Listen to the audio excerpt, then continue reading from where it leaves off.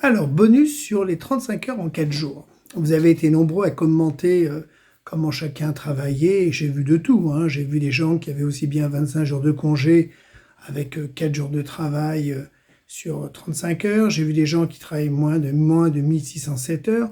Enfin, il y a un panel de choses qui sont mis en place. Je dis bien qu'ils se sont mis en place parce que c'est nouveau, parce que les collectivités ont peut-être besoin de faire passer un petit peu la pilule. Mais je vais vous rappeler quelque chose de très important. Et avant de vous le rappeler, pensez à vous abonner, à partager cette vidéo et n'hésitez pas à commenter par rapport à ce que je vais dire.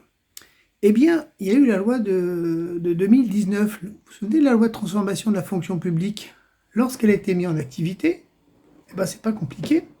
Elle a dit deux choses, plein de choses, mais deux choses très importantes dont on en a fait justement les frais. Le temps de travail, c'est 1607 heures. Donc aujourd'hui, ceux qui sont en 4 jours sur 35 heures et qui font de moins de 1607 heures, vous inquiétez pas, on va rappeler ce que dit la loi de 2019, transformation de la fonction publique. Et puis elle a dit aussi autre chose. Elle a dit les congés exceptionnels, eh ben c'est terminé.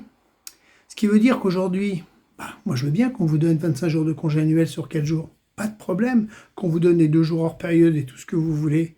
Sauf que la loi de la transformation, à un moment, on va la sortir.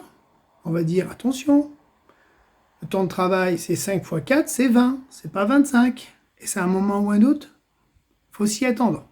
Donc ne nous réjouissons pas trop vite de dire c'est formidable la semaine de 4 jours en 35 heures, parce qu'aujourd'hui on installe ça de façon assez bon enfant, et puis le jour où il va falloir tour de vis, on vous dira, mais attendez, il y a une loi pour ça c'est pas possible, ça c'est pas possible, ça c'est pas possible.